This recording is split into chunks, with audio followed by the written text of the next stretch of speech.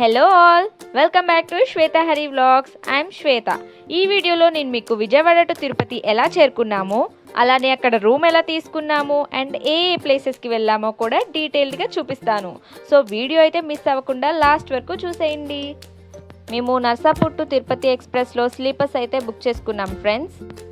Night 9:30 కల్లా మేము విజయవాడలో స్టార్ట్ అయ్యాము అండ్ మార్నింగ్ 4:30 AM కల్లా తిరుపతి అయితే చేరుకున్నాం ఫ్రెండ్స్. తిరుపతి రైల్వే స్టేషన్లో మనం దిగగానే మనకి బయటికి వెళ్ళిన తర్వాత విష్ణు నివాసం ఫ్రంట్ సైడే కొండ మీదకి వెళ్ళాల్సిన బస్సెస్ అయితే అవైలబుల్గా ఉంటాయి ఫ్రెండ్స్. సో మీరు పక్కనే విష్ణు నివాసంలో చిన్న టీ బ్రేక్ తీసుకొని వెంటనే ఆ బస్సెస్ అయితే క్యాచ్ చేసి కొండ మీదకి అయితే వెళ్ళిపోవచ్చు. బస్కి టికెట్ కూడా మనకి బస్లోనే ఇస్తారు. మేము కూడా ట్రైన్ దిగిన తర్వాత ఫస్ట్ కొండ మీదకి అయితే వెళ్ళిపోతున్నాము. అండ్ మీరు బస్ ఎక్కిన తర్వాత లెఫ్ట్ సైడ్ విండో సీట్లో అయితే కూర్చోవడానికి ట్రై చేయండి ఫ్రెండ్స్. అండ్ వ్యూ అయితే చాలా బాగుంటుంది చూడటానికి. బస్ దిగిన వెంటనే మీరు సిఆర్ఓ ఆఫీస్కి అయితే రీచ్ అవ్వాల్సి ఉంటుంది ఫ్రెండ్స్ రూమ్ కోసం. మీకు ఏమైనా డౌట్ ఉంటే సిఆర్ఓ ఆఫీస్ ఎక్కడ అని అడిగితే ఎవరైనా చెప్తారు. సో ఇదే ఫ్రెండ్స్ సిఆర్ఓ ఆఫీసు. ఇక్కడ నుంచి మీకు లైన్స్ అయితే చూపిస్తాను. మనం ఇలా లోపలికి వెళ్ళగానే మనకి లెఫ్ట్ సైడ్ డౌన్కి స్టెప్స్ అయితే ఉంటాయి. ఇక్కడ చూసినట్టయితే మీరు లైన్స్ కనిపిస్తున్నాయి కదా, చాలామంది క్రౌడ్ కూడా ఉన్నారు. వీళ్ళందరూ రూమ్ కోసమే వెయిట్ చేస్తున్నారు. బట్ మీరేం టెన్షన్ పడక్కర్లేదు ఫ్రెండ్స్. రూమ్ అయితే మ్యాక్సిమం 1 అవర్లో 1.5 అవర్లో అయితే దొరికేస్తుంది. ఈ లైన్లో ఉన్న వాళ్ళందరూ రూమ్ కోసమే వెయిట్ చేస్తున్నారు. వీళ్ళకి కూడా అవైలబుల్ ఉంటుంది రూమ్. ఇక్కడ లోపలికి మ్యాక్స్ ఒకేసారి 200 మెంబర్స్ దాకా రిలీజ్ చేస్తూ ఉంటారనమాట. వాళ్ళని మళ్ళీ లోపల కూర్చోపెడతారు. ఈ లోపల కనిపిస్తుంది చూసారా, ఇక్కడైతే కూర్చోపెడతారు. వాళ్ళు వచ్చే వాళ్ళందరూ రూమ్ తీసుకొని వచ్చేవాళ్ళే. సో ఇక్కడ రూమ్ అయితే 50 రూపీస్కి దొరుకుతుంది ఫ్రెండ్స్ మనకి. ఇదిగోండి ఇలాంటి స్లిప్ అయితే మనకి ఇస్తారనమాట. ఈ స్లిప్లో మనకి ఏదైతే నెంబర్ ఉంటుందో ఆ నెంబర్ అక్కడ డిస్ప్లే అవుతుంది. ఇది ఏఆర్పి కౌంటర్ అనమాట. మన సిఆర్ఓ ఆఫీస్ ఆపోజిట్ సైడే ఉంటుంది ఏఆర్పి కౌంటర్. ఇక్కడ మనం ఆ పేపర్లో ఉన్న నెంబర్ అయితే డిస్ప్లే అవుతుంది. వన్స్ ఆ నెంబర్ అక్కడ డిస్ప్లే అయిన తర్వాత మనకి ఏ ఏరియాలో అయితే రూమ్ వచ్చిందో అది ఇక్కడ ఉంటుంది. ఈ క్యూఆర్ కోడ్ని స్కాన్ చేస్తే మనకి అడ్రస్ కూడా అవైలబుల్గా కనిపిస్తుంది. సో మాకైతే హెచ్విసి దగ్గర రూమ్ అయితే అలాట్ అయింది ఫ్రెండ్స్. హెచ్విసి అంటే హిల్ వ్యూ కాటేజ్ అనమాట.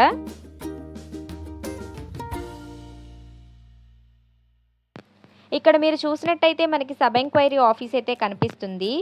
ఇక్కడ మనకి ఏదైనా ఎంక్వైరీస్ ఉంటే చేసుకోవచ్చు. అలానే మనకి ఏ రూమ్ అయితే అలాట్ అయిందో ఇక్కడే చెప్తారు. అండ్ మాకు అలాట్ అయిన రూమ్ అయితే 672B అనమాట.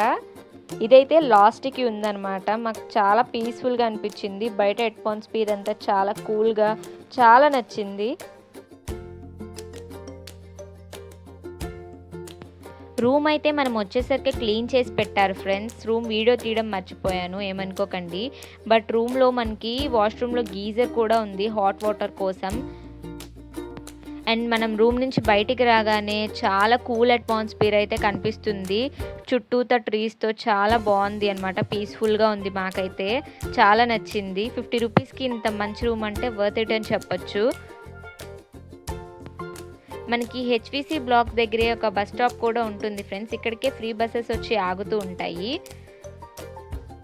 అండ్ అలానే ఎవరైనా 3 కత్తిర్లు కానీ గుండు కానీ చేయించుకోవాలనుకుంటే ఇక్కడే మనకి కళ్యాణ కట్ట అయితే కనిపిస్తూ ఉంటుంది హెచ్విసి బ్లాక్స్కి దగ్గరలోనే.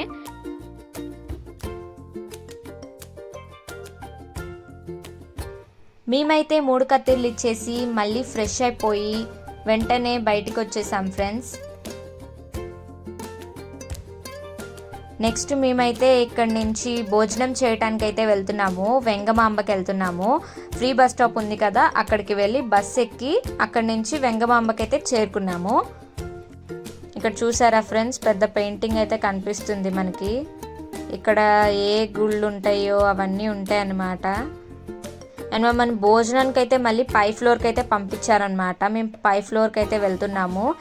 ఇక్కడ అంత రష్గా అయితే లేదు, వెంటనే లాగేస్తున్నారు లైన్స్ భోజనానికి కూడా.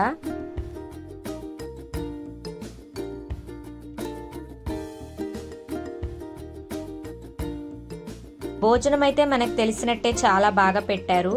2 రకాల కూరలు, సాంబారు, రసం, శనక్కాయ చట్నీ, అలాగే మజ్జిగ.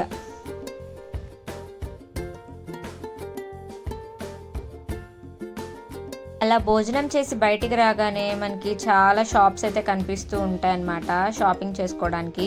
ఇక్కడ బ్యాంగిల్స్, క్యాప్స్, బొట్టులు ఇలాంటివి చాలా కనిపిస్తూ ఉంటాయి. కావాలంటే షాపింగ్ చేసుకోవచ్చు. మేమైతే రూమ్కి వెళ్ళిపోయి రెస్ట్ తీసుకున్నాం అనమాట, ఎందుకంటే మాకు నైటే దర్శనం ఉంది అందుకని. సో మేము రెస్ట్ తీసుకున్న తర్వాత ఫ్రెష్ అయిపోయి దర్శనానికి అయితే వచ్చేసాం ఫ్రెండ్స్. మాకు దర్శనం 9:30కి, బట్ మేము 1 అవర్ ముందే వచ్చాము. ఎందుకంటే మాడ వీధులు అయితే తిరుగుదాం అనుకున్నాము, అందుకని ముందే వచ్చాము. అలానే మనం వరాహ వెంకటేశ్వర స్వామిని కూడా దర్శించుకోవాలి కాబట్టి ముందుగానే వచ్చేసాము.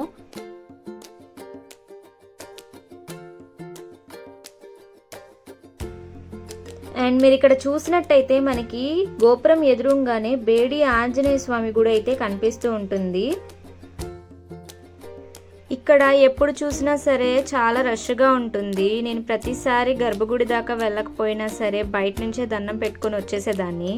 బట్ ఈసారి లోపలికి వెళ్ళకపోయినా సరే బయట నుంచి వీడియో అయితే తీశాను స్వామి కనిపించేలాగా. ఇక్కడ కనిపిస్తున్నారు కదా ఫ్రెండ్స్, ఈయనే బేడి ఆంజనేయ స్వామి. ఈయన చేతులకి బేడీలు వేసి ఉంటాయి అన్నమాట, అందుకనే ఈయన్ని బేడి ఆంజనేయ స్వామి అని అంటారు. అండ్ మనకి బేడి ఆంజనేయ స్వామి దర్శనం అయిపోయిన వెంటనే వెనక్కి తిరిగితే ఇక్కడ అఖిలాండం అయితే కనిపిస్తుంది. ఇక్కడ అందరూ దీపాలు అయితే వెలిగిస్తూ కనిపిస్తారు. దీన్ని అఖిలాండం అంటారు ఫ్రెండ్స్.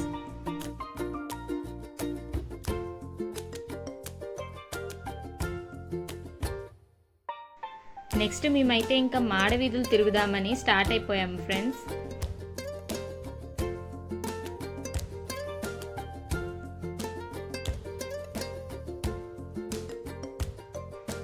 మీరు ఇక్కడ చూసినట్టయితే లైన్ కనిపిస్తుంది కదా, వీళ్ళందరూ దర్శనం కోసం వెళ్తున్నారు. చాలా పెద్ద లైన్ ఉంది. మేమైతే మాడ వీధి తిరుగుతున్నాము. నెక్స్ట్ వరాహ స్వామిని దర్శించుకోవడానికి అయితే వెళ్తాము. మేము ఎప్పుడు తిరుపతి వచ్చినా సరే మాడవీధులు తిరగడానికి కొంత టైం అయితే ఖచ్చితంగా కేటాయిస్తాము, ఎందుకంటే మాకు చాలా పీస్ఫుల్గా అనిపిస్తుంది ఇలా వెళ్ళటం అంటే. సో మనం ఈ మాడవీధులు ఇలా తిరుగుతున్నప్పుడే మనకి రైట్ సైడ్ వాటర్ ఫౌంటైన్ అయితే కనిపిస్తుంది అనమాట. తిరునామం శంకు చక్రాలతో సాంగ్స్ వస్తూ వాటర్ ఫౌంటైన్ చాలా బ్యూటిఫుల్గా ఉంటుంది చూడటానికి.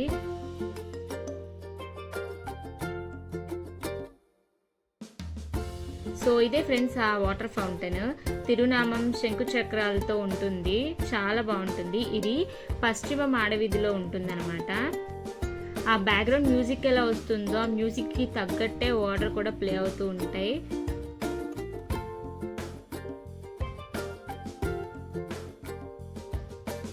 అండ్ ఇక్కడ కూడా చాలా మంది ఉంటారు వీటిని చూడటానికి. బట్ మనకైతే టైం అయిపోతుంది, ఇంకా వరాహస్వామి గుడికి వెళ్ళాలి కాబట్టి మేమైతే ఇంకా మళ్ళీ స్టార్ట్ అయిపోయాము.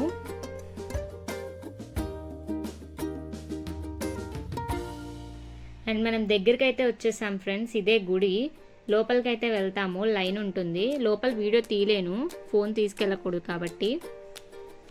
నాకు పాసిబుల్ అయినంత వరకు తీసాను ఫ్రెండ్స్ వీడియో అయితే లైన్లో కూడా. బట్ ఇంకా గుడి వచ్చేసింది కాబట్టి ఆపేయాల్సి వచ్చింది.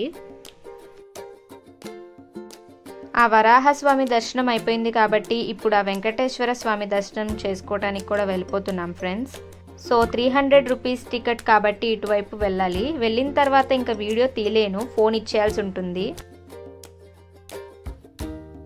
బట్ మాకు దర్శనం అయ్యి వచ్చేసరికి మ్యాక్సిమం 3 అవర్స్ అయితే పట్టింది ఫ్రెండ్స్. మేము 9:30 కల్లా వెళ్ళి లైన్లో నుంచుంటే మేము బయటికి 12:15 కల్లా వచ్చేసాము. సో 3 అవర్స్ అయితే పట్టింది. సో మేము దర్శనం అయితే కంప్లీట్ చేసుకొని వచ్చేసాం ఫ్రెండ్స్. చాలా బాగా జరిగింది మా దర్శనం అయితే. దర్శనం చేసుకొని వచ్చేసరికి చాలా లేట్ అయిపోవటం వల్ల మేము బయటే హోటల్లో టిఫిన్ అయితే చేసి రూమ్కి వెళ్ళిపోయి రెస్ట్ తీసుకున్నాము. ఇది ఆ తర్వాత రోజు తీసిన వీడియో.